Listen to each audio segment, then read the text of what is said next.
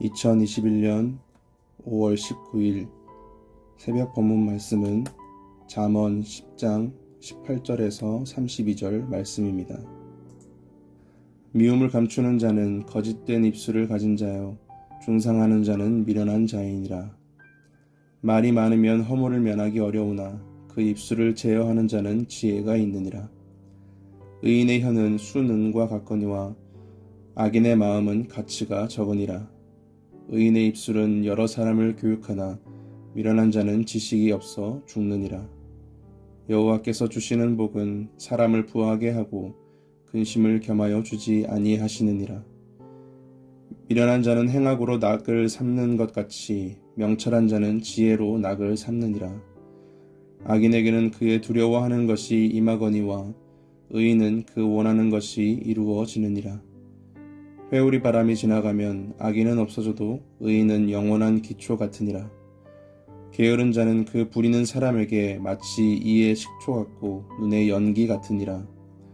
여호와를 경외하면 장수하느니라. 그러나 악인의 수명은 짧아지느니라. 의인의 소망은 즐거움을 이루어도 악인의 소망은 끊어지느니라.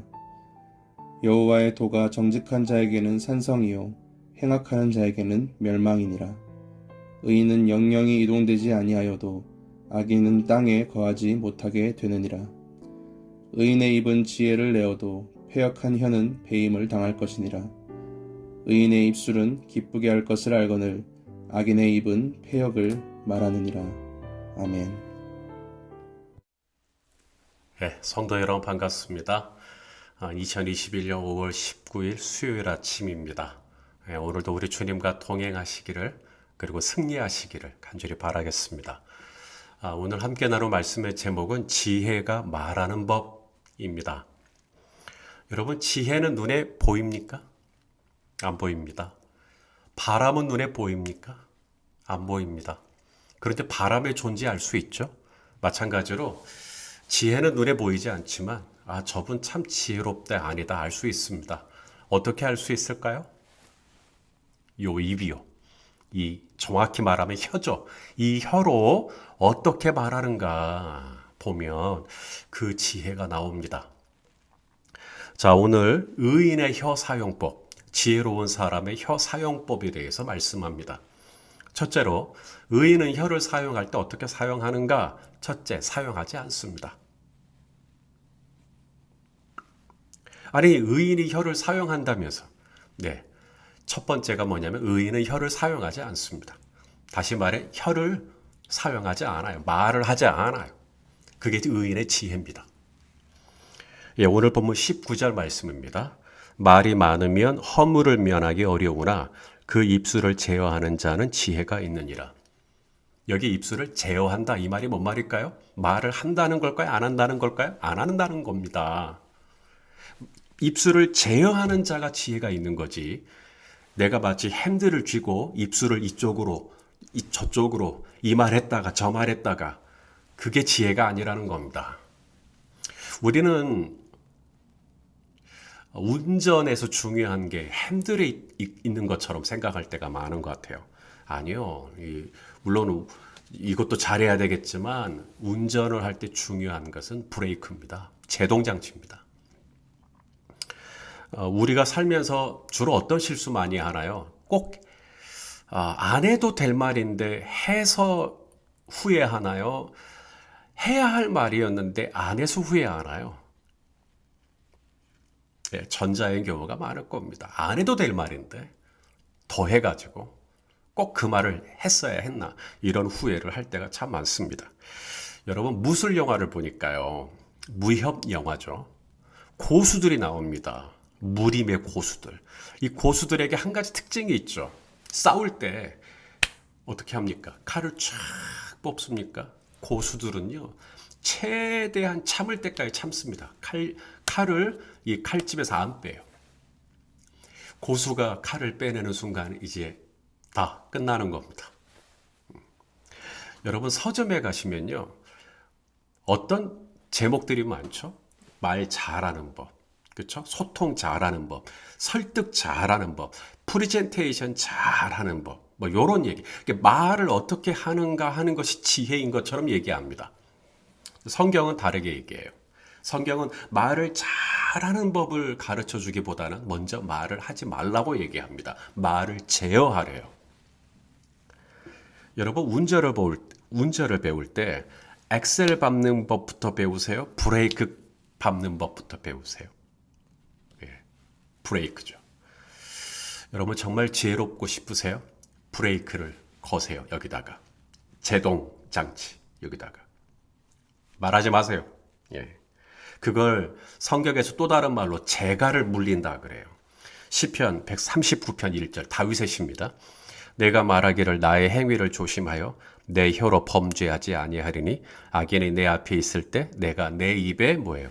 재갈을 먹이리라 하였도다. 당신의 지혜는 어디에 있습니까?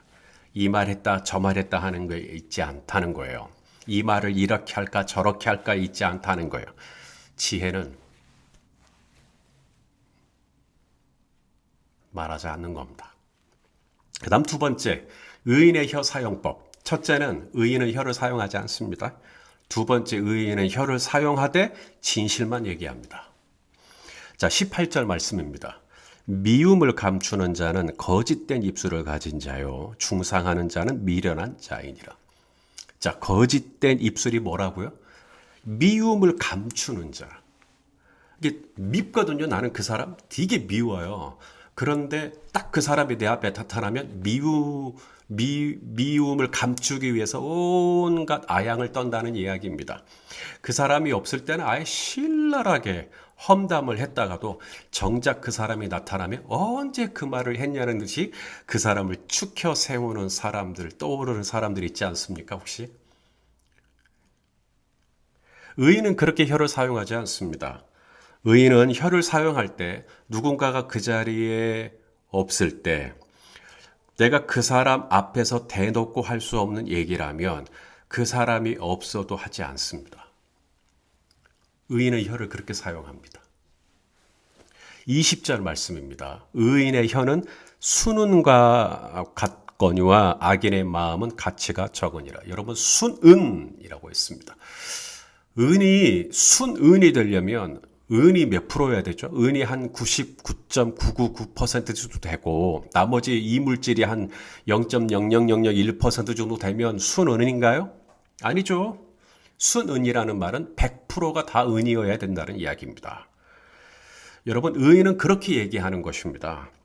여러분 지혜란 어찌하든지 지금의 이 난처한 이 곤혹스러운 이 상황을 모면하기 위해서 얼버무리는 사람이 아닙니다. 지혜로운 사람은 혀를 사용할 때 진실을 있는 그대로 얘기합니다. 여러분들도 자녀를 키우시죠. 저에게도 자녀가 둘이 있는데요. 어느 날인가는 이 녀석들이 이제 잘못을 했기 때문에 이제 훈육을 좀 받아야 될 타이밍이 되었습니다. 단단히 혼을 낼 예정이었습니다. 그런데 이 녀석들이 제 앞에 와서 그러는 겁니다. 아빠, 내가 잘못했어요. 이건 이래서 그랬고요. 저건 저래서 그랬어요. 라고 정직하게 얘기를 해버리는 겁니다. 상황이 어떠하든지 간에 자신의 잘못이고 그리고 내가 이래서 이렇게 한 거라고 정확하게 얘기를 하니까 혼을 내겠다라고 했던 이렇게 벼르고 있던 제 마음이 다 풀려버렸습니다. 정직의 이 진실이라는 것은 굉장한 힘이 있더라고요. 오히려 제 아들이나 딸이 그 상황에서 그것을 모면하기 위해서 변명을 하고 핑계를 대고 탓을 하고 그랬다면 저의 이 완악했던 마음은 더 강해졌을 것입니다. 그러므로 이 의인은 혀를 사용할 때 어떻게 사용하는가? 첫째, 아예 혀를 사용하지 않습니다. 둘째, 혀를 사용해야 한다면 진실만 얘기합니다. 그리고 세 번째, 의인은 혀를 사용을 할 때 어떻게 사용하는가? 오늘 본문 21절에 보니까 생명의 언어, 살리는 말을 한다는 거예요. 자, 21절 봅시다. 의인의 입술은 여러 사람을 교육하나 미련한 자는 지식이 없어 죽느니라. 자, 의인의 입술은 여러 사람을 교육한다. 이게 뭘 가르친다, 뭐 이런 어떤 뜻이 머릿속으로 연상이 될 수 있죠. 이게 라하라고 하는 단어인데요. 이게 이 음식을 먹이는 것을 말합니다. 그래서 다른 번역에 보면 이렇게 번역한 곳이 있어요. 착한 사람의 입술은 많은 사람을 먹여 살리지만 어리석은 사람은 슬기가 없어 죽는다. 자, 한마디를 해도 지혜로운 사람은 내가 이 말을 하면 저 사람이 살까? 내가 이 말을 하면 저 사람이 죽을까를 고민한다는 겁니다. 반면에 이 악인은 혀를 어떻게 사용할까요? 예, 반대겠죠. 죽이는 말을 하겠죠. 자, 어제 본문이었는데요. 11절 말씀. 악인은 혀를 이렇게 사용합니다. 의인의 입은 생명의 샘이라도 악인의 입은 뭘 머금어요? 독을 머금었느니라. 하모스라는 단어입니다. 이게 포악하다라는 얘기인데요. 창세기 6장에 보면 노아의 홍수 심판, 하나님께서 왜 인류를 홍수로 심판하고 쓸어버리겠다. 왜 그랬을까? 바로 이 포악 때문입니다. 창세기 6장 11절입니다. 그때에 온 땅이 하나님 앞에 부패하여 포악함이 땅에 가득한지라. 여기 포악함, 이게 하모스입니다. 악한 사람이 입에 들어가 있는 하모스. 여러분, 뭘 때려야만 폭력 아니죠. 언더 폭력이죠. 그게 하모스입니다. 잔인한 말, 아프게 하는 말. 악인의 입술은 그런 입술입니다. 파괴하는 말. 하지만 의인은 그렇게 말하지 않아요. 의인은 하나님이 주신 이 혀를 가지고 누군가를 죽이는 게 아니라 누군가를 먹여요. 누군가를 살려요. 누군가를 치유하고 누군가를 격려하는 거예요. 가끔 하모스를 쓰고 싶을 때가 문득 있습니다. 왜냐하면 빨리빨리 이 문제를 해결하고 싶으니까. 하모스를 쓰고 화를 내고 혈기를 내고 그러면 빨리 눈앞에서 어떤 결과가 보일 것 같아요. 아마 그럴 겁니다. 당신이 하모스를 사용하면 자녀들은 재빨리 반응할 것입니다. 하지만 지금 당장 눈앞에 그렇게 내가 원하는 결과를 보였다고 해서 다 고쳐진 거 아니죠. 진정한 효과는 꾸준하게 보셔야죠. 그러려면 하모스를 쓰시면 안 됩니다. 어떻게 해야 할까요? 계속해서 격려해 줘야 됩니다. 계속해서 살려줘야 돼요. 그 사람을. 세워줘야 합니다. 오늘도 우리에게 새 날을 주셨습니다. 이놈의 입술을, 이놈의 혀를 어떻게 사용해야 할까요? 첫째, 사용하지 마십시오. 둘째, 정 사용하려면 진실하게 사용하십시오. 세 번째, 사용하려면 살리십시오. 치유하십시오. 먹이십시오. 세워주십시오. 그렇게 생명나무와 같은 입술의 열매를 맺는 오늘 하루가 되시기를 예수님의 이름으로 축원합니다. 예, 기도하겠습니다.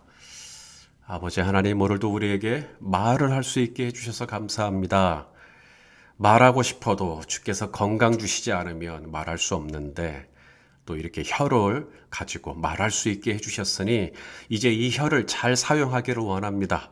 주여, 제 입에 재갈을 물리시고 말하지 않아야 할 때는 말하지 않게 하시고 말해야 하거든 진실하게 하게 하시고 말해야 하거든 살리는 말을 하게 하여 주옵소서. 예수님의 이름으로 기도하옵나이다. 아멘.